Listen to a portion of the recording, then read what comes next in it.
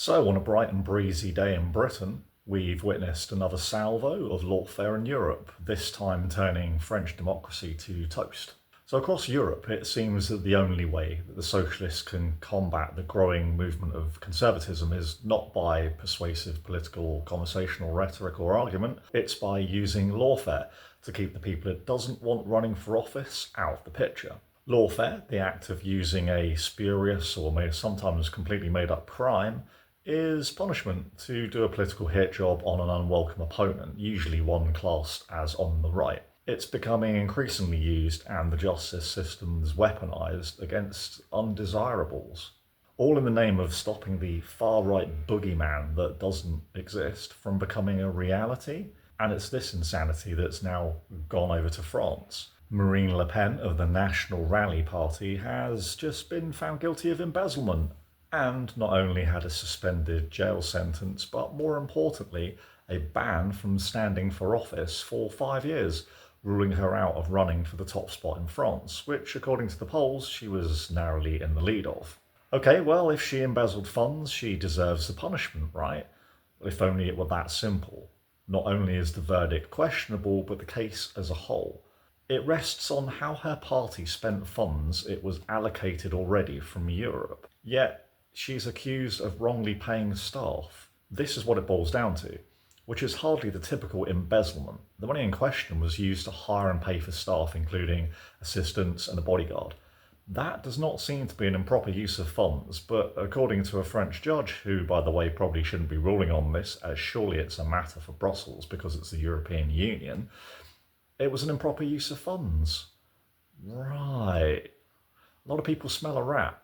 And it's really interesting because if you try to look for this in the mainstream media, what they've done is they've said about the judgment and the ruling, but they haven't really given details of the actual nature of the case. You have to dig a little bit deeper. Now, even some of their opponents have stated it's not down to a French court to decide who runs for president. They know that it sets a dangerous precedent, and it seems some lefties will just do anything to stop people that they oppose in any way they can. It's clearly a political decision in Le Pen's case. The judge's remarks suggest this, something about the possibility of reoffending, so she must not be allowed to run for president? What is that? The French system doesn't work the same way as Brussels, so she'd embezzled French cash. Is that the claim? She's already in the French Parliament, so could potentially do that anyway, could she not?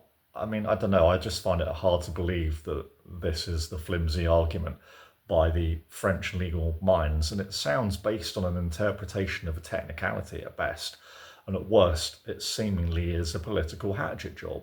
Look across the pond at the lawfare carried out against the Orange Man. I knew the fix was in when an American judge took it upon himself to value Trump's residence at Mar-a-Lago at around $20 million. When its true worth could be way more than 10, 15, 20 times that, given that it's on one of the most desirable stretches of coast in America, has a working business generating more than that in income per year, and the small property just down the road that recently sold for more than that was only about a tenth of the size. Suddenly a judge is a real estate expert? You only had to Google property prices to see just how absurd this was. That's when the penny drops, and you know the real reason behind it. Over in Romania, oh yes, Romania, there is the same lawfare against the clear favourite to win their election, who was polling at 40%, and the claim this time was Russian interference and a massive social media campaign. I'm sorry, what? Thus keeping its well-earned reputation as being one of the most corrupt European countries.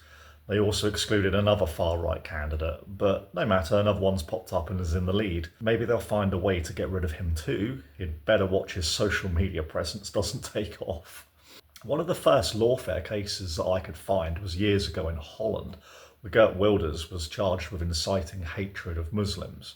Wilders is known for his hard stance on extreme Islamists, and this attempt to silence his legal free speech in the Netherlands was a warning shot that this kind of machination was going to be openly used to target people that the establishment left wanted to take out. We've seen this on a much lower level in the UK. The jailing of people expressing what might consider right-wing views on Facebook, for example.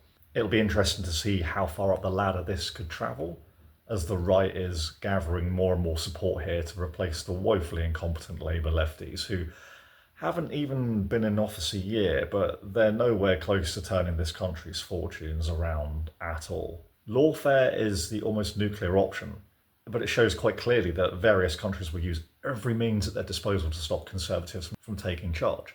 In Germany, their coalition is actively seeking to penalise countries whose values do not align with the European Union's fundamental values.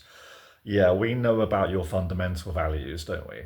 Let in fundamental extremists and as many migrants as possible, destroy each country's culture and identity systematically to turn it into an amorphous, bureaucratic, economic blob. A bit like Belgium, I guess, but do it with soft power, rather than the old school way that Germany tried to do twice last century. Brexit wasn't the Brexit we hoped for, but it put some distance between us and the federal superstate. It's just a pity that the channel isn't a bit wider, isn't it? So there we go, Lawfare, coming to a country near you, or even yours, kind of soon.